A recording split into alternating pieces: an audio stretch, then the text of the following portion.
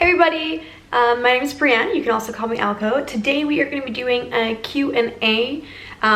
So this video is pretty much going to consist of comments that I've gathered from my videos that people have asked questions about Carlo and about about veiled chameleons. So we're just going to start off with the first one. I do apologize in advance if I get your username wrong or don't portray it how you want to portray it. I'm very, very bad with names and pronouncing them, so bear with me. So the first question that I have here on my list is from Super Salami 995. It says, if an aggressive chameleon doesn't like to be held when it's young, will it ever like it as much as one that was born liking being held? So there's a few mixed opinions on this question, mainly because if veiled chameleons are portrayed as a aggressive species of chameleon, as they like to protect themselves. They don't like a lot of interaction with humans. A lot of people say that when you hold them when they're young, it's more so of a survival tactic of them kind of like not fighting back. But obviously when that chameleon is going to grow older, it's going to go through its teenage phase, or where it's pretty much where it's gaining all their hormones, and that's when you're really going to see some aggression. Now obviously there's going to be some chameleons where you're going to get that one that's super friendly, that loves to come out of its cage, and then you have another one that doesn't matter what you do, what you feed it, hand feed it, it's not going to want to come out of its cage. It's going to show a lot of aggression towards you. There are certain tactics that you can try to do to make it a little bit easier and build trust with the chameleon, so that they're not constantly trying to bite you or puffing up and hissing at you. But it's honestly, it's like owning like a cat. You might have the nicest cat, and then your friend might have like a cat that was born out of Satan. Who knows, right? So you never know. Like, every species is different, every temperament's going to be different, but you just want to keep in that mindset that your chameleon, when it's younger, if it's aggressive, it may not be friendly when it's older. Okay, let's move on. That was a long one. So Ali Green 5 says, are fake leaves okay for a chameleon? Also, what fruits and veggies are the best kind for them? Okay, she says, I'm doing research on chameleons, and I also purchased a chameleon kit home already. So in my experience, I like to do a little bit of both. So I like to put the fake plants on the walls of my cage just to give the chameleon some security, and sometimes I'll put it in with the branches so that it's a little bit easier for them to climb on and hide behind. Though with veiled chameleons, or veiled chameleons, people often say that they like to eat leaves. This is true, although I've noticed for myself, for Carlo, he doesn't tend to eat the fake plants that I have in his cage. I never notice bite marks taking out of them, or a lot of the fake leaves on the ground. So I can't really say if, to be honest, I don't think the fake leaves in my chameleon's cage are making a difference in his health. There we go. Okay. So also, what fruits and veggies are the best kind for them? So you kind of want to stay around, away from just feeding them straight fruits and veggies like you would like a bearded dragon, just because chameleons get all their nutrients from insects. So if you want to feed your chameleon fruit and veggies, I would feed your feeder insects fruit and veggies. So I think I remember from a comment you want to stay away from tomatoes, because I guess that it's toxic to insects, which makes then the bug toxic to the chameleon. So stay away from tomatoes, don't feed them that. You want to kind of stay close to mustard greens, like kale. I like feeding kale. Some people will actually feed them dandelions, but be careful because you don't want to pick dandelions that are how do I say, treated. So a lot of people will treat dandelions on their yard or in like on the ground in the or around the city with pesticides, and you don't want to feed your bugs pesticides, which will later go on to your chameleon. All right, let's go to the next one. Okay, second question is from Salvador Vega 6. At some point, my chameleon's colors turn very, very dark black brown color. Is this normal? So this color can mean like a number of things. Normally when I see my chameleon kind of dark, he's normally around in the bottom of his cage or he's trying to warm up. That's when he's like, when your chameleon's dark color, it's kind of just like, have you ever stepped on a black pavement when it's 30 degrees outside or Celsius, or like very hot outside, and you burn your feet?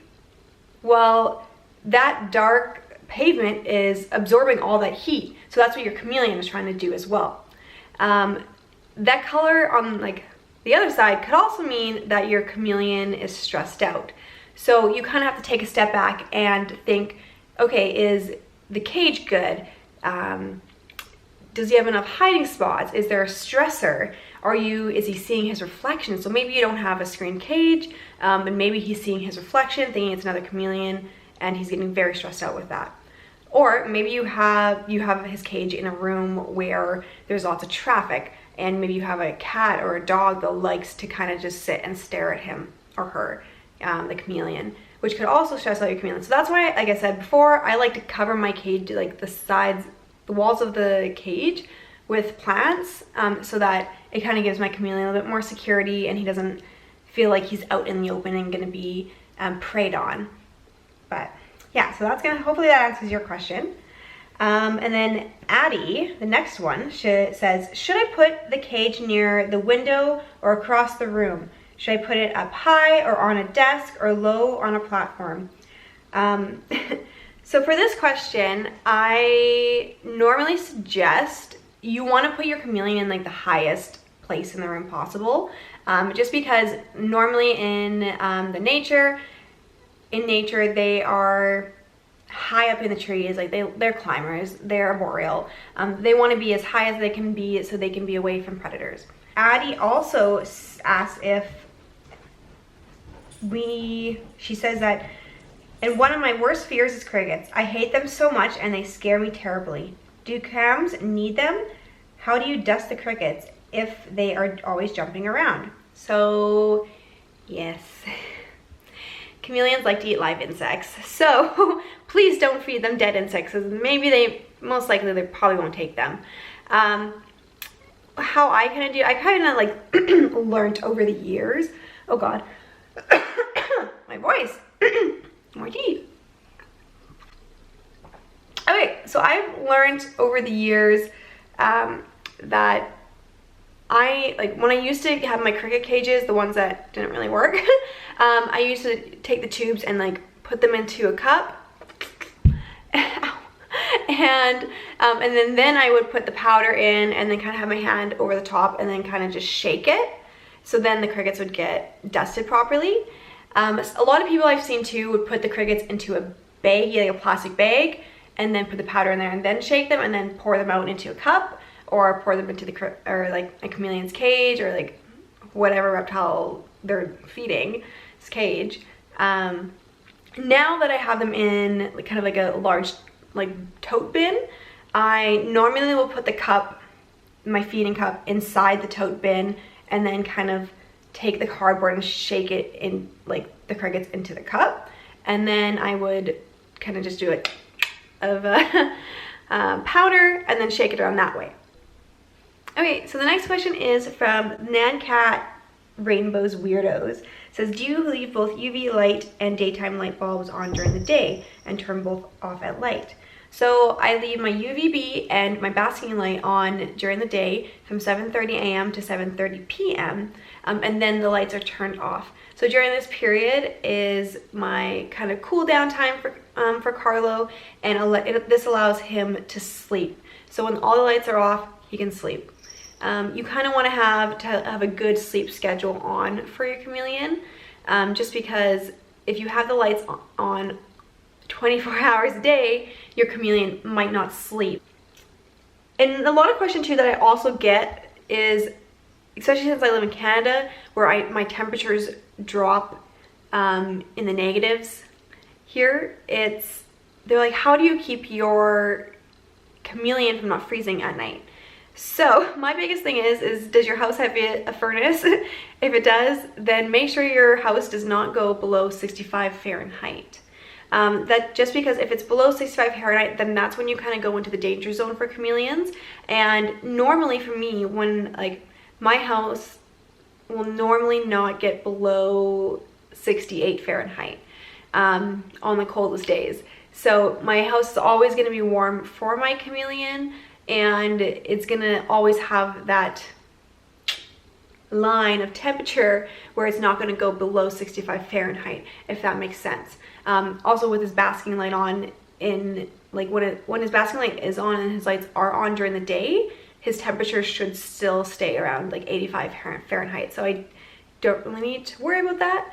One thing that people, if you want to do to prevent your chameleon or from keeping your house warmer, is I know some people will insulate their windows. So they'll put plastic wrap, or they'll actually put I don't know what it's called. It's like foam. It's like a silver kind of foam sheet that they'll put in their windows that will help keep the warm air in and cold air out. Hopefully that makes sense. One person says, Super Saiyan Gamer says, could you have a chameleon and a dog? Yes, because I do. And a cat and a gecko.